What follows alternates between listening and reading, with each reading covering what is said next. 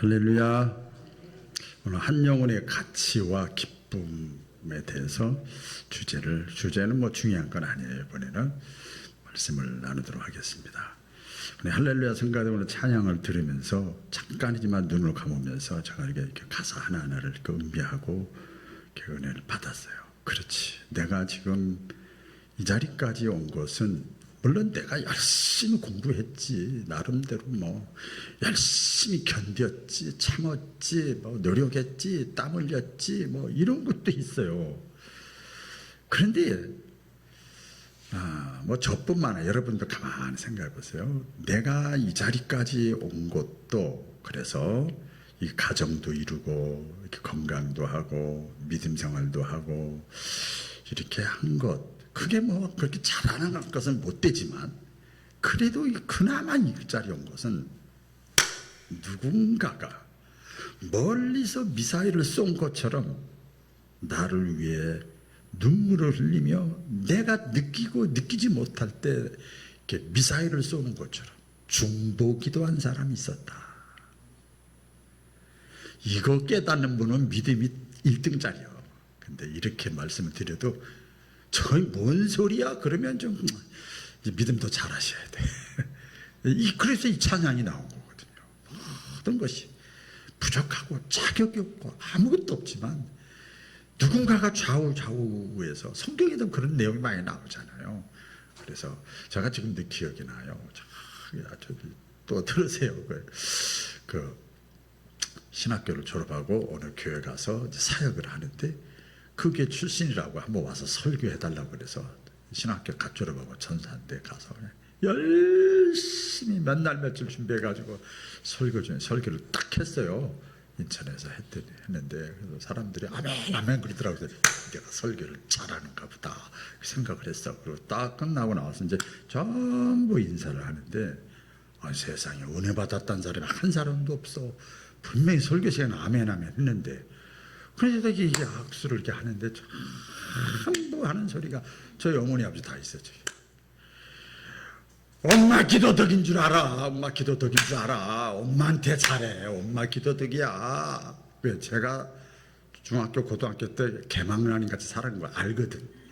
신자들이 다 알아요. 완전 개망나니 같이 살았어요. 교인들이 다 알아. 이거 다 표현할 수 없어요. 근데 제가 지금 설교를 하고 내려니까 엄마 기도덕인 줄 알아. 엄마한테 잘해. 그래서 그렇게 뭐 은혜 받았다 그러고 아이고 많이 뭐 저기 했네 그래야 되는데 근데 그때는 그런가 보다. 근데 이게 이렇게 보니까 찬양 가사처럼 여러분 다 마찬가지입니다. 누군가가 나를 위해서 그게 교인이 될 수 있고 할머니가 될 수 있고 어머니가 될 수 있고 누군가가 나를 위해 기도해 줬기 때문에 그나마 이 상태까지 온 것을 믿으시면 크게 아멘. 아멘이 별로 안 믿어지는가 보죠. 다시 믿으시면 크게 아멘. 그렇게 된 거예요. 그 사실을 여러분 잊지 않기를 바랍니다. 여러분 제가 질문을 하나 해볼게요. 가장 불쌍한 사람이 누굴까? 사람들은 누구나 행복하게 살고 싶어 합니다. 그래서 열심히 일합니다.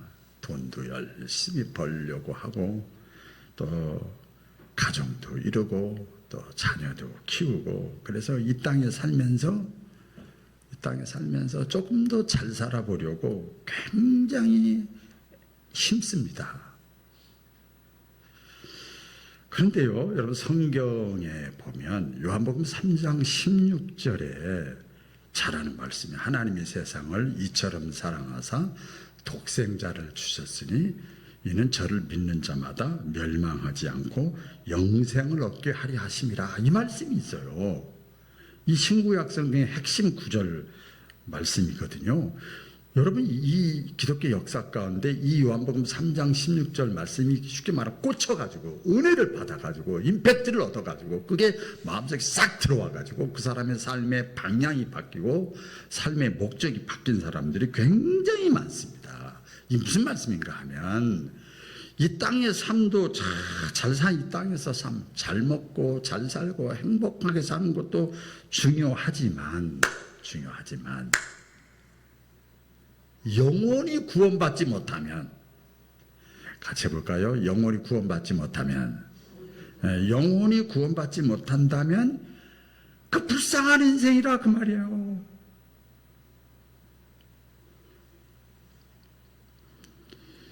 그 이유가 뭐냐면, 성경을 통해서 우리가 천상 이렇게 깨달아야 되는데, 창세기에 보면 분명히 나왔어요. 하나님이 우리 인간을 만드실 때, 창조하실 때 하나님의 형상대로 우리 인간을 만드셨어요.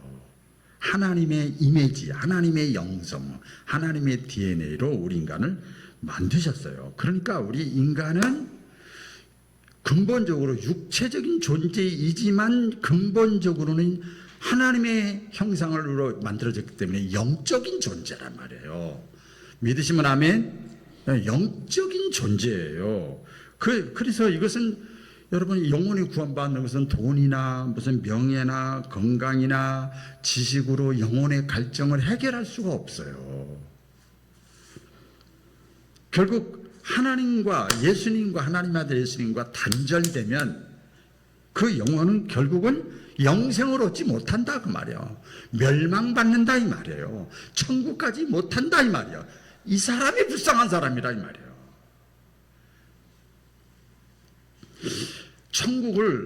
천국도 보니까 3층천이 있대요. 사도 바울이 천국을 아주 깊게 경험해 체험했던 사도 바울이 그래서 이렇게 말을 합니다. 만일 고린도전서 15장의 그 부활에 대해서 쭉 말씀하고 나서 만일 그리스도 안에서 우리의 바라는 것이 우리가 바라는 거, 기대하는 거, 원하는 거, 붙잡는 거 막 이것이 이 세상뿐이라면 우리는 모든 사람들 가운데서 뭐라고 그러는 줄 아세요? 가장 불쌍한 자래요. 차라리 교회도 안 다니고 헌금도 안 내고 시간도 안 들이고 봉사도 안 하고 그리고 예수 안 믿으면 그냥 불쌍하기만 하지.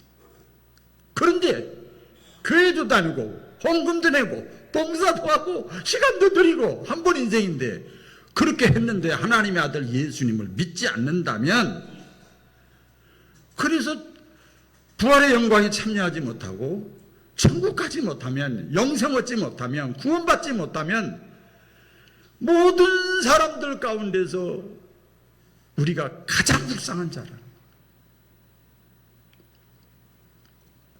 그래서 불쌍한 자가 되게 하지 않게 하려고 예수님이 그 불쌍한 자리, 비극적인 그 현장의 자리에서 구원하시기 위해서 십자가에서 피 흘려 죽으시고 부활하시고 영원한 생명의 길을 열어놓으신 것을 믿으시기를 바랍니다. 열어놓으셨어요. 여러분, 그래서 우리가 꼭 심각하게 기억을 잊지 말아야 될 것이 있어요. 나이가 들었든 어떤 상황에 있었든 이 세상이 우리의 삶의 전부는 아니다. 참 약간 심각하죠. 오늘 이 세상에 가족들 만나서 행복하게 띠띠빵빵 하려고 하는데 이 세상의 삶이 우리의 삶의 전부는 아니다. 이 사실을 나는 근본적으로 영적인 존재다. 이 사실을 우리가 마음속에 팍 심고 이 한 주간을 보냈으면 합니다. 여러분, 우리 민족의 큰 명절이 길게 있잖아요. 추석은 단순히 음식을 나누는 날이 아닌 거 알잖아요. 밥 먹으려고 만나는 거 아니잖아요. 그죠? 서로 모여서 전화로, 영상통화로 안 된 거, 문자로 부족한 거 만나서 지지고 볶고 하는 거죠. 이렇게 가족이니까 서로 정을 나누고 또 추모 예배도 드리는 거잖아요. 그렇죠? 추모 예배도 하나님께 예배도 드리고 조상들이죠. 또 뜻도 받고 그런 현재의 삶을 이렇게 돌아보는 거죠. 그래서 이 밥상에 온갖 음식이 차려져서 가족끼리 모여서 오손도손 이렇게 먹고 사실 이거 극비인데 해야 되는 말이겠어요. 극비인데 저도 어제 이렇게 전을 부쳤어요. 여보 이거 부쳐야 돼. 그래서 알았어. 그랬죠.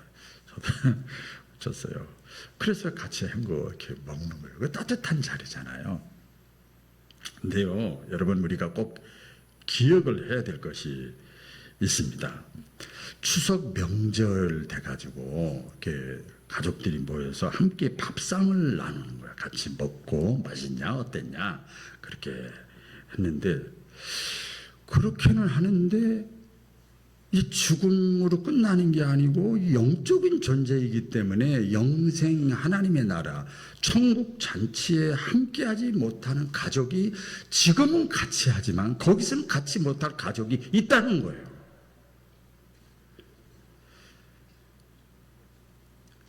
여러분, 이걸 좀 심각하게 생각했으면 좋겠어요. 사랑하는 남편, 사랑하는 아내, 사랑하는 부모님, 사랑하는 자녀, 사랑하는 형제들이 이 땅에서는 함께 웃고 즐기고 먹고 마시지만 앞으로 따라해보겠습니다. 앞으로 미래 하나님의 나라, 천국, 구원, 거기에서 우리가 만나지 못한다 그러면, 우리 그 옛날 부흥강 사람들 얘기하잖아요. 갔는데 자식이 없어. 부자와 나사로 가족도 있잖아요. 아이고 안타까워하는, 그 비유지만 실제 사건이잖아요. 이 땅에서의 그 기쁨과 웃음은 곧 지나가지만 여러분, 영원한 그 하나님의 나라 천국 잔치는 계속됨을 믿으시기를 바랍니다. 할렐루야. 오늘 이 자리에 젊은 분도 좀 있지만 대부분 인생의 후반부를 살아가고 있는데, 때가 참 중요해요. 때가, 이 추석 연휴가 길잖아요. 내가 사랑하는 가족이잖아요. 내가 사랑하는 가족을 어떻게 주님 앞에 나오게 할까, 주님과 접촉시킬까를 심각하게 고민을 해야 되는 시기예요. 시기. 이 문제를 오늘 본문에서 예수님께서 이른 양의 비유를 통해서 말씀을 해요. 한 영혼을 찾으시는 아버지 하나님의 간절한 마음을, 그러니까 안타까움을 이렇게 표현한 겁니다. 주님의 음성을 듣기를 주의 이름으로 축원합니다. 우리 말씀을 통해서 보면요, 우리 주님은요, 한 영혼을 찾으세요. 따라해보세요. 한 영혼을 찾으신다. 이 배경에 오늘 보면요, 예수님이 세리와 죄인들하고, 여기서 제 말하면 냄새나고 사회적으로 비난받고 하층 계층이고 누가 알아주지도 않고 세리야 죄인이야 막 이런 사람들하고 예수님이 같이 제자들하고 가서 그 사람들하고 같이 앉아서 반가워 이렇게 하고서 막 식사를 하는 거예요. 그런데 바리새인과 이 종교 지도자들, 이 사람들이요, 수근수근 되는 거예요. 어떻게 저런 사람들하고 어울려? 그게 배경이에요. 그랬더니 예수님이 그 수근수근 되는 내용을 다 아시고, 이른 양의 비유를 하는 거예요. 이 내용이죠. 다 같이 읽어볼까요? 시작. 너희 중에 어떤 사람이 그 중에 하나를 잃으면 99마리를 들여두고 그 잃은 것을 찾아내기까지 찾아다니지 아니하겠느냐. 양 100마리가 있는데 그 중에 한 마리가 사라졌어요. 자, 그럼 우리 이제 계산을 봅시다. 약삭 빠르게 계산기 두둥기 봅시다. 그러면 보통 사람 같으면 뭐 99마리 있잖아. 뭐 한 마리 가지고 그렇게 스트레스 받고 신경 쓰고 있어. 제가 오늘 여기 나오기 전에 장기 결석자들 9명한테 전화도 하고 문자 다 보냈어요. 아침에 반응 있는 분도 있고 없는 분도 있고 했는데, 한 나온 분 열심히 신앙생활하고 이렇게 하는 사람이 그게 아니에요. 주님에게는요 그렇지 않아요. 단순히 1%가 아니라 그 잃은 양은 사랑하는 주님의 자녀고 소중한 생명이에요. 그래서 끝까지 포기하지 않는 거예요. 여러분, 그 성경에 보면 예수님의 제자 가운데 수제자가 베드로잖아요. 근데 예수님이 십자가에 못 박혀서 돌아가실 때, 그 고난을 받으실 때 제자들이 다 도망갔어요. 그런데 그나마 그래도 조금 저기 한 사람이 있어. 수제자 베드로가 그래도 따라는 갔어. 그런데 따라가다가 거기서 무슨 사건이 일어났어요. 대화하는 사건이 일어났어요. 너도 그 예수와 같은 사람이지, 같은 당이지? 그랬더니 베드로가 얘기하잖아요. 아니야, 몰라. 손에 장을 지죠. 맹세해. 절대 난 저 사람 누군지 몰라. 그걸 뭐라고 그래? 두 글자로. 배신이요, 배신. 배신 때렸어. 그런데 예수님이 그걸 다 알고 계셨어요. 그런데 부활하셔가지고 예수님이 제일 먼저 베드로를 찾아가셨어요. 그렇죠? 찾아가셨어. 그래, 너 수제자 자격 없어. 끝이야. 다른 제자를 놓고 내가 얼마든지 할 수 있어. 아니에요. 성경에 또 보면 예수님 또 찾아가신 사람이 있어요. 사마리아 여인. 그렇죠? 동네 사람들이 다 손가락질했어요. 남자가 5이야. 남자가 5이야. 남편이 5이야. 그래서 사람들 앞에 나서지도 못했어요. 근데 예수님이 그 사마리아 여인을 어떻게 했어요? 그 영혼을 찾아가셨어요. 그리고 회복시키시고 사람들이 상종하지도 않고 알아주지도 않고 쳐다보지도 않고 손가락질하고 당연히 그럴 사람이죠. 너도 윤리적으로 맞지 않는 사람이니까. 그런데 우리 예수님이 일부러 찾아가셨어요. 그래서 다시 회복시키시고 베드로도 마찬가지지만 전도자가 됐어요. 또 사람들이 욕하고 비난한 매국노 같은 삭개오 같은 사람도 있어요. 아시죠? 세리장이에요. 같은 민족인데 말이야. 그냥 로마의 앞제비 노릇하면서 돈 다 긁어내는 사람의 속을 다 알고 사람들이 쳐다보지도 않았어요. 그 삭개오에게 죄인 취급을 했더니 아직 이름도 안 불렀어. 사람들이 저 사람은 죄인이야. 그냥 무슨 죄인이라고 따로 얼굴에 있나요? 근데 그 사람을 삭개오를 예수님이 다시 또 찾아가셨어요. 그리고 그 삭개오가 예수님을 영접했잖아요. 그리고 변화가 됩니다. 이렇게 삭개오가 예수님 만나고 나서 베드로가 변화되고 사마리아 여인이 변화되고 삭개오가 변화된 건 똑같은 거죠. 이렇게 고백을 해요. 예수님을 만나고 나서 삶의 전환점이 변화가 일어나는데 이렇게 고백을 합니다. 그다음부터 돈밖에 몰랐던 삭개오인데 뭐 자존심이고 뭐고 민족성이고 없고 그랬던 삭개오인데 예수님을 진짜 만나고 나니까 변화가 됐어요. 묻지도 않는데 예수님이 따지지도 않는데 이렇게 얘기합니다. 보시옵소서 주여 내 소유의 절반을 가난한 사람들에게 주겠습니다.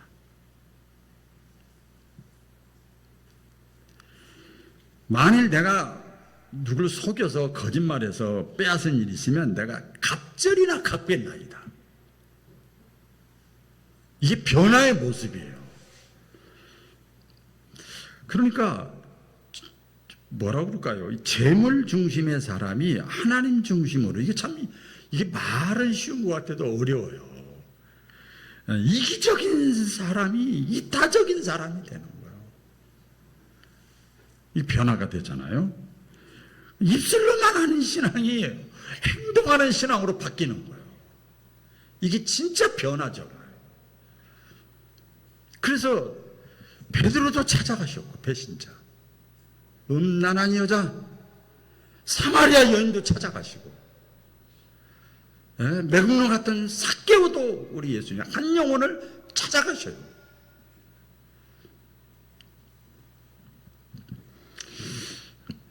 우리 중에도 똑같습니다. 우리 주님이 찾으시는 그 주님의 마음으로 우리도 찾아가야 될 줄로 믿습니다.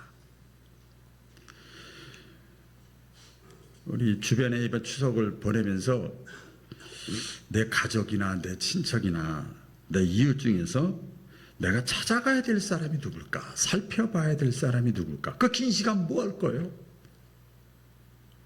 일주일 내내 같이 그렇게 하면 뭐 하세요. 그것도 내가 살펴봐야 될 사람, 내가 생각해 봐야 될 사람, 내가 마음 써야 될 사람이 누굴까? 내가 신자인데. 우리 주님이 한 영혼을 찾고 계시는데 그런 도구가 되시기를 주의 이름으로 축원합니다.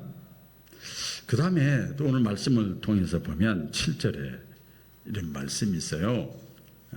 내가 너희에게 이르노니 이와 같이 죄인 한 사람이 회개하면 하늘에서는 회개할 것 없는 의인 아홉으로 말미암아 기뻐하는 것보다 더하리라.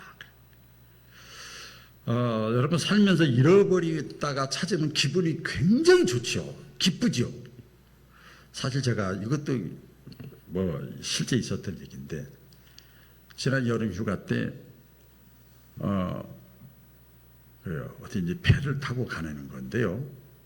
그 대합실에서 있다가 오랫동안 기다렸다가 배를 탔어요. 줄 서가지고 배를 탔어요. 탔는데 이제 다 탔어요. 딱 탔는데 이제 마무리 그 다리를 이렇게 벨라고 하는데, 핸드폰이 없는 거예요. 제가 핸드폰이. 그래서 깜짝 놀란 거예요. 그 배 타는 데까지, 그 대합실에서 배 타는 데까지 걸어서 가면 10분, 뛰어가면 한 3, 4분 될 텐데, 내 핸드폰이 없는데 다 가족들한테 물어봐도 모르는 거예요. 아이고, 대합실에 놨는가 보다. 그래서 그 안내 보는데 그 남자분한테 얼마 남았어요? 그랬더니 5분 남았어요. 이야, 큰일 났어요. 그래서 잠깐 기다리라고. 그래서 36개 뛴 거예요. 굉장히 날씨가 더웠는데 그동안에 모든 총동원해가지고 막 뛴 거예요. 그래서 그 자리로 갔어요. 갔더니 스마트폰이 거기 있더라고요. 그래서 그걸 딱 잡았어요. 딱 잡았는데 시간이 얼마 안 남은 거예요. 그래서 다시 또 잡고 열심히 뛰었어요. 그래가지고 딱 도착하는 시간에 얼마나 기쁜지. 예, 그래서 막 박수치고 사람들이 막 그랬었어요. 그런 적이 있었습니다. 뭐 또 여러 번 있었어요. 지갑을 잃어버려가지고 고생한 적이 있는데 그거 나중에 또 찾아서 굉장히 기뻤어요. 지난번에 우리 교회 우리 사역자 우리 했던 전주 수목원 제가 알고 있는 어떤 그 목사님 교회에서도 갔다는데 아이를 잃어버린 거예요. 거기서 굉장히 넓잖아요. 아이를 잃어버렸다가 막 젊은 그 저긴데 막 정신없이 막 울고 불고 그러다가 결국은 그 아이를 찾은 거예요. 그런데 제가 그 목사님이 저렇게 울면서 기뻐하더래요. 막 울면서 기뻐하더래요. 잃어버렸다가 찾으면 여러분이 이렇게 기쁜 거예요. 이게 사실은 그 하나님의 마음이 그런 거 아닌가. 예수님도 그 비유로 말씀했잖아요. 한 영혼이 하나님 앞에 돌아올 때 천국에서는 뭐가 이루어진다고 그랬죠? 잔치가 벌어진대요. 그러면서 탕자의 비유를 들은 거예요. 잃어버린 한 영혼이에요. 가족이지만 그 탕자가 돌아왔을 때 얼마나 비난받아 마땅해. 잘못한 게 너무 많잖아. 괘씸하잖아. 그런데 금가락지 끼우고 목욕을 시키고 동네 사람 다 불러다 놓고 막 잔치를 벌이잖아요. 하나님이 이렇게 막 기쁘면 우리가 구하지 않은 것도 하나님은 다 응답하실 줄로 믿습니다. 그래서 저는 이번 추석 기간에 먼저 믿은 저와 여러분들, 이 자리에 앉아있는 분 먼저 믿은 사람들이잖아요. 우리가 어떤 맛있는 음식이나 용돈이나 선물이 그것도 중요하지만 진짜 선물은 내 신앙, 잘 믿든 잘 못 믿었든 내 신앙, 내 속에 있는 예수님, 그것을 뜻을 주는 거예요. 그래서 느끼게 하는 거예요. 듣든지 안 듣든지 귀에 들어가든지 안 들어가든지. 예수 믿으면 구원 받는다? 그렇게 가버리면 되는 거야. 그냥 듣든지 안 듣든지. 그렇다고 뭐라 그럴 거예요? 야, 우리 천국 가서 행복하게 살자. 네가 고향에 왔지? 우리가 어차피 고향 땅에 가는 순례자야. 거기서 같이 살자. 그러고 말어. 듣든지 안 듣든지 뭐라 그러든 말든. 그게 최고의 선물이에요. 무슨 죄를 져서 말을 못합니까? 자식한테.